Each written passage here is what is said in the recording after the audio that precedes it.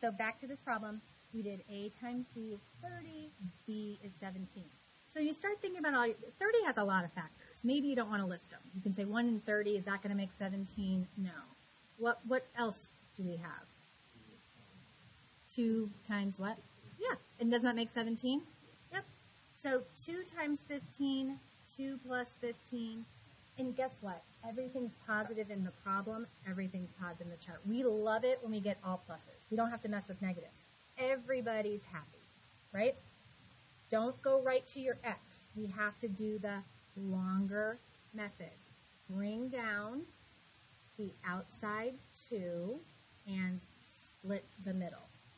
Of all the types of factoring we have to do, guys, these are the hardest. So if you're starting to get this, that's good.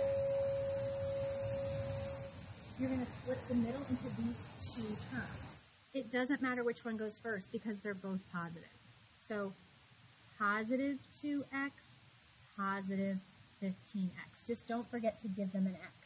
These 2 in the middle should equal what's right above it. Keep that in mind. That way you'll remember to put the x on there. What do I do next? Parentheses. I'm going to change this 4. There's 4 of them. I'm going to break it into 2 and 2. And treat them as 2 little separate problems. This is easy up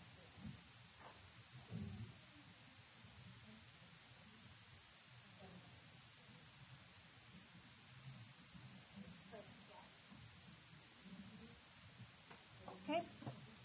So back to this. I can factor out the GCF of 3 and 2. Don't have a GCF except for 1. We could write it if we want, but we don't need to. 2 x's, 1 x will keep out 1. Okay?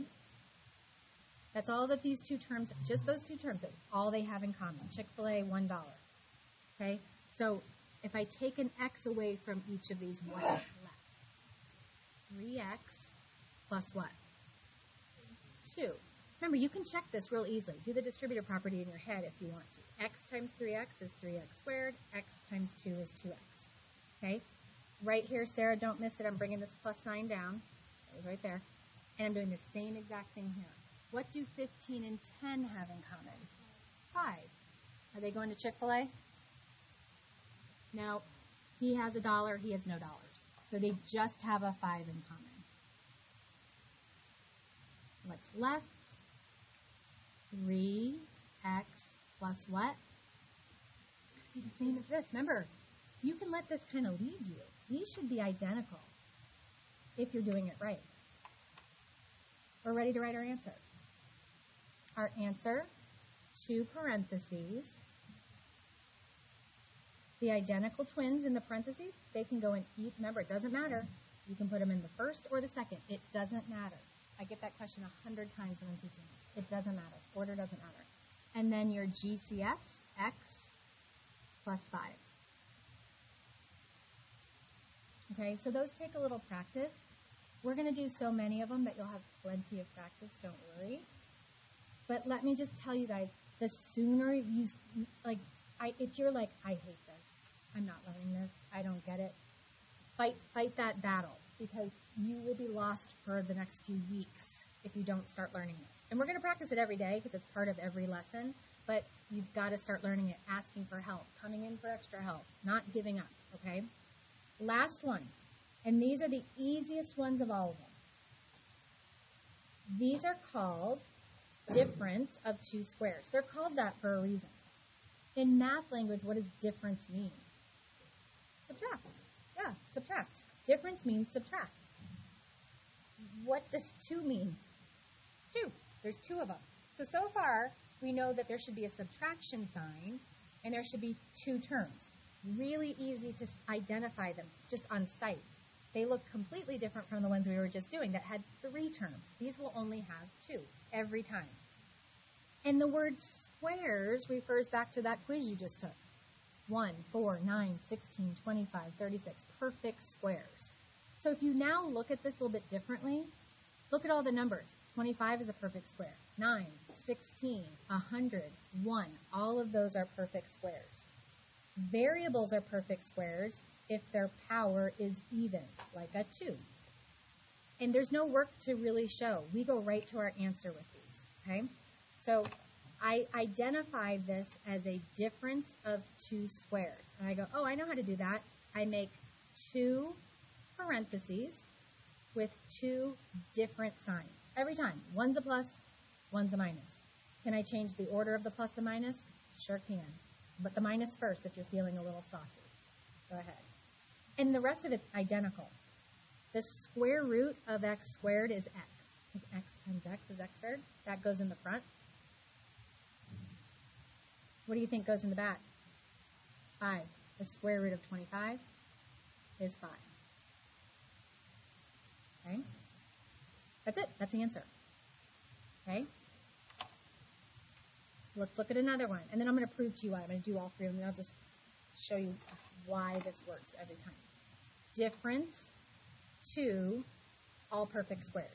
Okay, 2 parentheses, 2 different signs. I say that mantra in my head every time. Like even 30 years into my profession of a math teacher, I hear myself say it every time. 2 parentheses, 2 different signs. And then I never forget it. And then I just fill in those spots. The fronts are going to be the same. The backs are going to be the same. What's the square root of 9x squared? 3x. That goes in both parentheses. What's the square root of 16? 4. Done. That's it. This last one, difference of 2 perfect squares. Oh, I recognize it. That's my 2 parentheses, 2 different signs. The mistake students make is they make them the same sign. And I'm going to prove to you why it could never be that. So square root of 100, m. Why is there an m? Who cares? It's a variable squared. So square root of 100 is 10. Square root of m squared is m. So it's just 10m in the front. What's the square root of 1, my darlings? 1. Okay? Here's why the signs have to be different. And you don't have to show this work. I'm going to FOIL this out. So if I have 3x plus 4 and 3x minus 4, and I want to check my answer, I'm going to do this distributive property business. Okay, so I did 3x times 3x, 3x times negative 4. That took care of the 3x. Then if I do 4 times 3x, look what I get. A positive 12x and negative 16.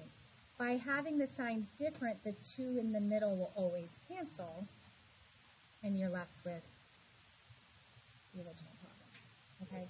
So sometimes seeing that helps you remember about the opposite signs. Okay?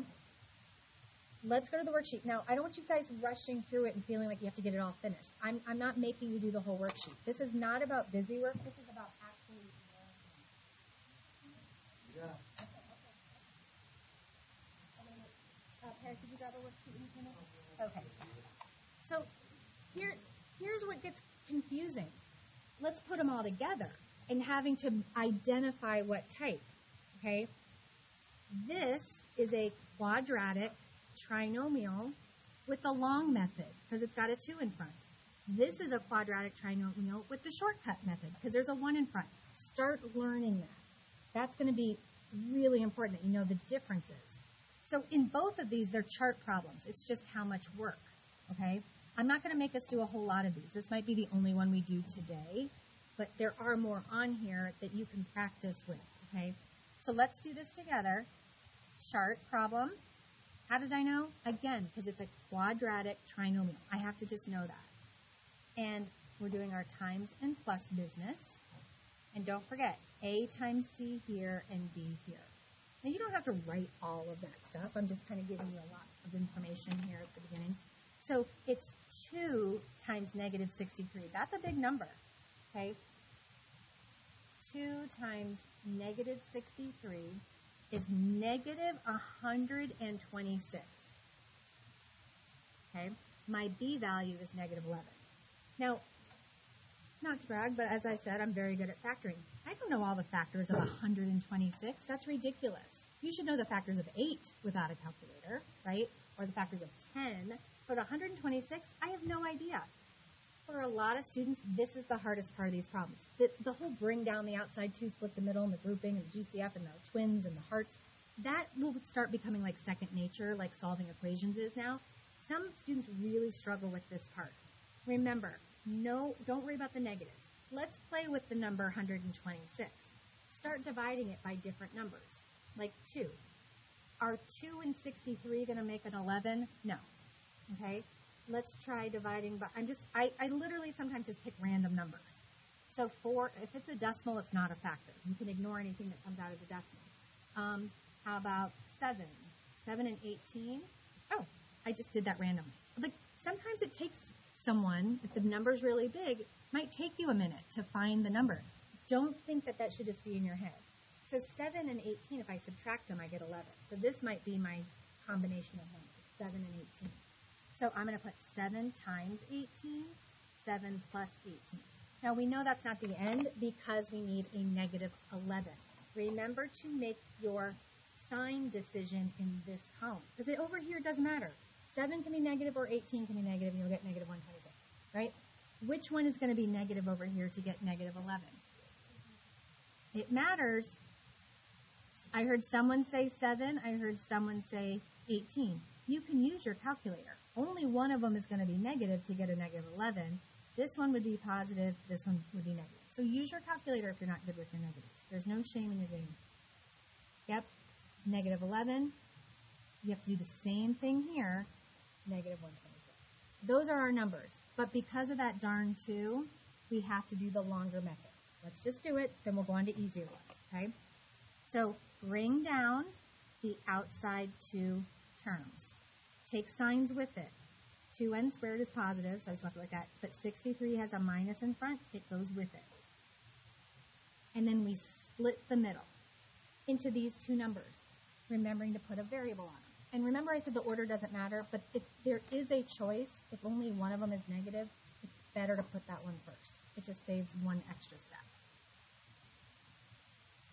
I can't fit that. I'm going to go over here. So I have 2n squared minus 18n plus 7n minus 63. So I just split them out. I just moved over here. Okay. All right, so I just wrote it over here. All right, so once I get that, I do my 2 and 2. It's annoying, right? This is an annoying type of factoring. But it's not going away, so let's just deal with the annoyingness. 2 and 18, what do they have in common? 2, right? 2 is the biggest number that goes into 2, and it's the biggest number that goes into 18. Chick-fil-A, how many n's are we going to keep? 1, right? $2, $1, we take this. Remember, you just take the smaller number of variables. You have 2 or 1. 1 is the smaller one. So when I divide both of these by 2n, whatever's left over will go into parentheses. So that's n, right, minus 9. Those n's cancel. There's no other n's left. You can check that through the distributive property. Bring down the plus sign. Now, if you're getting stuck at this stuff, remember what we want to have in parentheses. You know you want to have n minus 9 here, if you do it right. So what number could I put there to get an n here and a 9 there? Yeah. 7 times n is 7n. 7 times negative 9 is negative 63. If we did it right, and we did, our parentheses should be identical twins. So we're ready to write our answer. I'll go back over here. So n minus 9, put that in either one. It doesn't matter which one you put it in. Makes no difference at all. And then the GCFs, 2n plus 7. Annoying, right? It's annoying. It's okay to be annoyed. But then get over it because we got to do it. Okay?